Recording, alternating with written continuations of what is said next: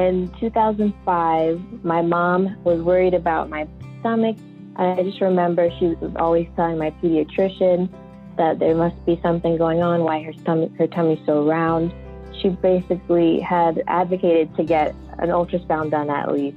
And the same day we got the ultrasound at Morristown Hospital, they wanted to do a CT scan because they found something. And then within minutes from that CT scan, we were talking to the pediatric oncologist there. They had diagnosed me as stage 4 neuroblastoma. It was obviously hard to hear as a 10-year-old, but I knew what was going on. I just remember crying in that moment. When I was doing treatment at Sloan Kettering, and that antibody treatment was like a daily thing, same time every day. And I would always be watching Martha Stewart on TV. That was like my ritual, to watch Martha Stewart and then fall asleep at the end of treatment.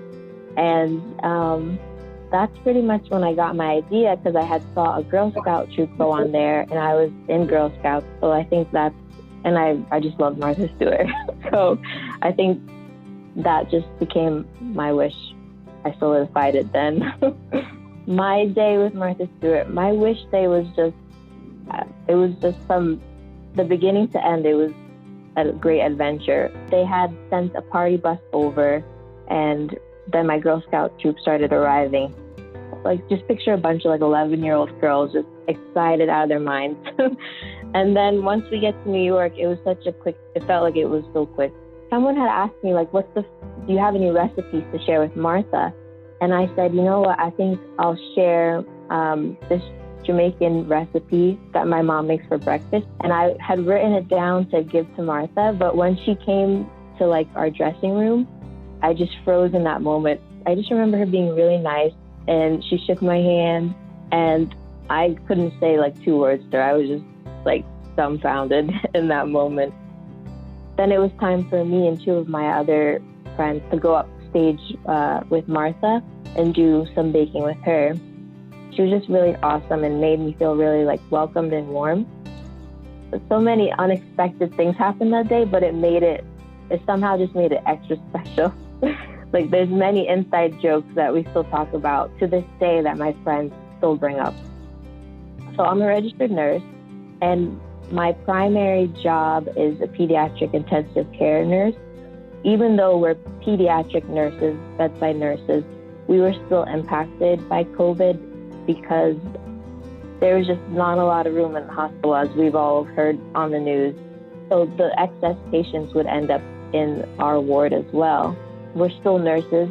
We know what we're doing, and we have to be able to treat whoever comes to us. MakeAWish is so important to me because with my personal experience going through treatment and everything, that was just one of the biggest highlights for me. It was the biggest and the best thing that could have ever happened to me, in the sense that I was able to share a moment with so many people in my life at the time. And like I've been saying, it stuck with us to this day as such a positive, funny, joyful memory. So I think it's important that we always try to advocate for our patients about the possibility of Make-A-Wish, just to give them this experience that is honestly once in a lifetime. It would just be an added bonus now, even more than ever, to really have a wish come true in any way possible. It's just going to leave lasting positive effects on these kids' lives.